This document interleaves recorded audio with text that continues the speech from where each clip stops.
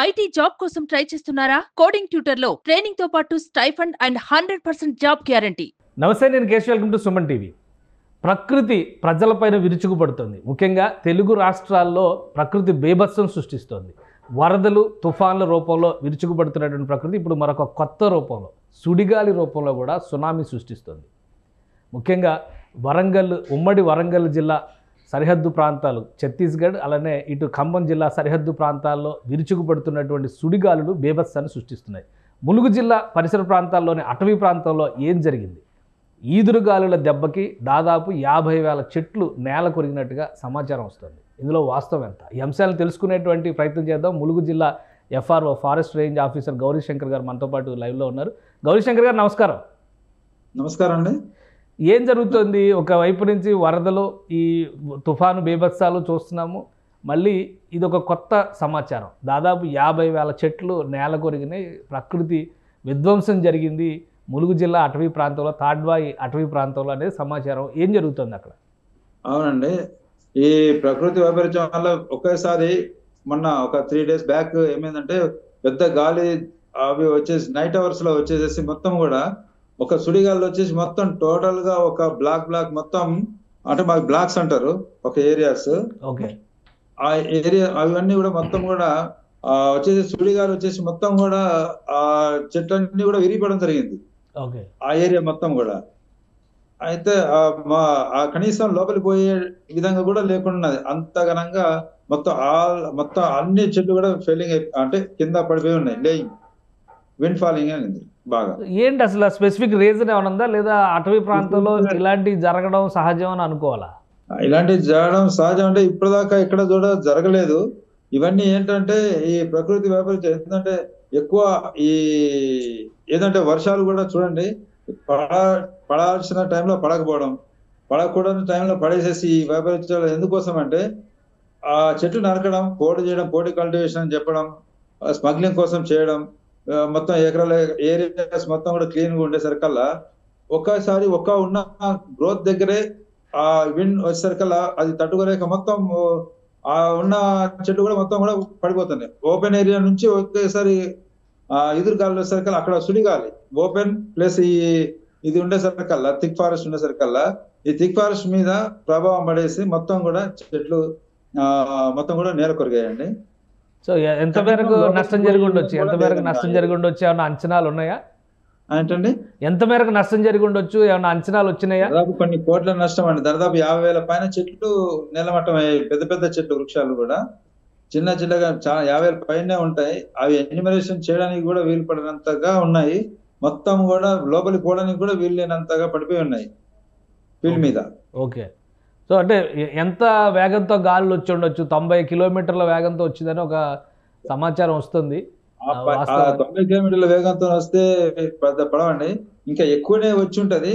అంటే ఏంటంటే అది ఒక సుడి గాలి లాగా వచ్చేసేసి మొత్తం కూడా ఒకేసారి రొటేట్ అయ్యి మొత్తం కూడా పడిపోయారండి. అది అంటే సాధారణంగా అమెరికాలో, దక్షిణ అమెరికాలో అక్కడ చూస్తూ ఉంటాం మనం, ఈ ట్విస్టర్లు, ఆస్ట్రేలియాలో ఇలాంటి చోట్ల ఇటువంటి ఉత్పాతాలు రావడం అనేది చూస్తాం. మనకి ఉన్నంత వరకు సైక్లోన్లు, తుఫాన్లు ఎఫెక్ట్ మాత్రం ఎక్కువ ఉండేది.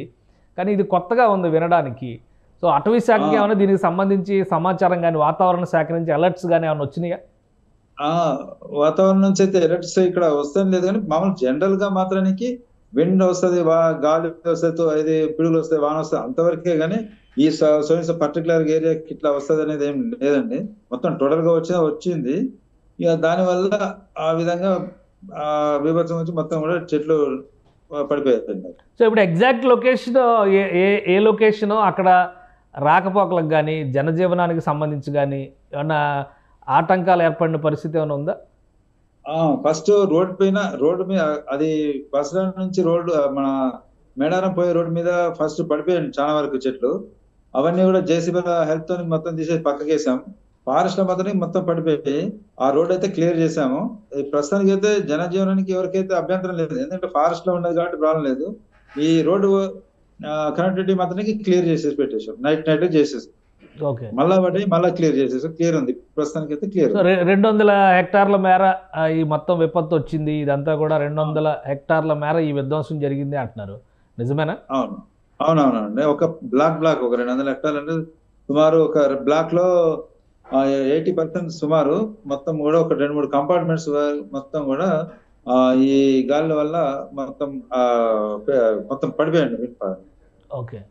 సో నెక్స్ట్ ఇంకా ఉపశమన చర్యలు కానీ మళ్ళీ అక్కడ పునరుద్ధరించాలంటే ఇప్పుడు 50,000 చెట్లు నేల కొరగడం అంటే ఆల్మోస్ట్ గ్రెయిన్ బెల్ట్ అంతా కూడా దెబ్బతినే పరిస్థితి ఉంటుంది. సో ఎలాంటి చర్యలు తీసుకునే అవకాశాలు ఉన్నాయి? ఇప్పుడు వెంటనే మేము ఏం చేస్తున్నామంటే ఆల్రెడీ ఆ ఏరియాని మొత్తం కూడా క్లియర్ చేసేసి అక్కడ మళ్ళా ఏదైతే పడిపోయింది మొత్తం అంతా క్లియర్ చేసేసి వెంటనే టాల్ ప్లాంట్స్ తోని ప్లాంటింగ్ వర్క్ స్టార్ట్ చేస్తామండి. ఈ ప్లాంటేషన్ మళ్ళీ సేమ్ టు సేమ్ రేజ్ చేసే విధంగా చేస్తాము. దాంట్లో రీజనరేషన్ కూడా పోకుండా రీజనరేషన్ కాపాడుతూ దాంట్లో గ్యాప్ ప్లాంట్స్ మొత్తం కూడా ప్లాంటేషన్ రేజ్ చేస్తాం. ఓకే. ఇంకా దీనికి సంబంధించి అలర్ట్స్ కానీ వాతావరణ శాఖ నుంచి కానీ అట్లాంటి సమాచారం ఏదైనా ఉందా? మరిన్ని వచ్చే అవకాశం కానీ, ఎందుకంటే చాలా డీప్ ఫారెస్ట్లో జరిగింది ఇది అనేది వస్తున్నటువంటి సమాచారం. సో మళ్ళీ ఒక 2 రోజులు తుఫాన్ అలర్ట్ ఉంది అని చెప్పని చెప్తున్నారు. ముఖ్యంగా ఇటు ఆంధ్ర సరిహద్దు ప్రాంతాల్లో వర్షానికి ఎక్కువ అవకాశం ఉందన్నారు. ఈరోజు తెలంగాణ అంతటా కూడా రెడ్ అలర్ట్ ఉంది. అంటే మ్యాక్సిమం ఉత్తర తెలంగాణలో మ్యాక్సిమం రెడ్ అలర్ట్ ఉంది, మధ్య తెలంగాణలో వచ్చేసరికి ఎల్లో అలర్ట్ ఉంది.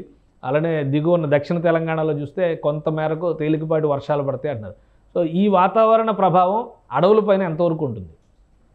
ఇప్పుడు ఈ వాతావరణ ప్రభావం మాత్రానికి పడుతుందండి. ఎందుకంటే కొంత ఏరియా హెవీ రెయిన్స్ వల్ల ఈ వాగులు వచ్చేసి కింద సాయిల్ ఎరోజన్ అవుతుంది. ఈ సాయిల్ ఎరోజన్ కావడం వల్ల ఈ చెట్లన్నీ కూడా సాయిల్ ఎరోజన్ కానీ చెట్లన్నీ కూడా కిందకి వేర్లు బయటకు వచ్చేసి కొన్ని సాయిల్ అంతా లూజ్ అయ్యి పడిపోయడానికి అవకాశం ఉందండి. ఆ విధంగా కూడా పడిపోయి చాలా వరకు పడిపోతున్నాయి చెట్లు. ఈ హెవీ రెయిన్స్ వల్ల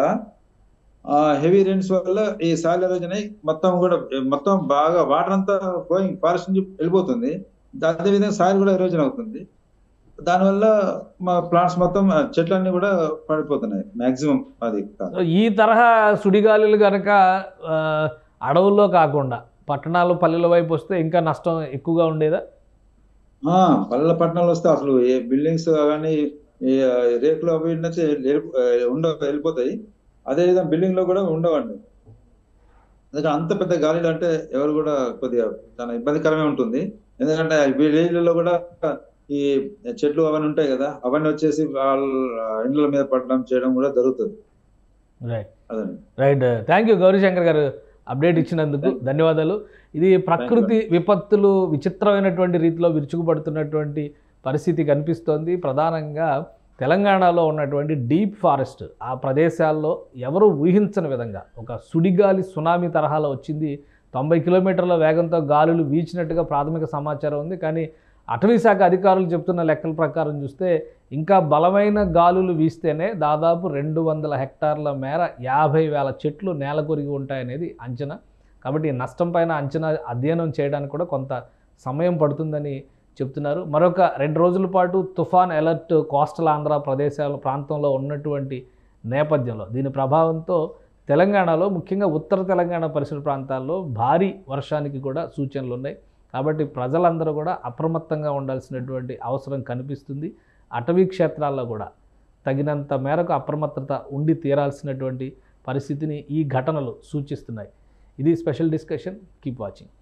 సుమన్ టీవీలో మీ పర్సనల్ అండ్ బిజినెస్ ప్రమోషన్స్ కోసం కింది నెంబర్కి కాంటాక్ట్ చేయండి.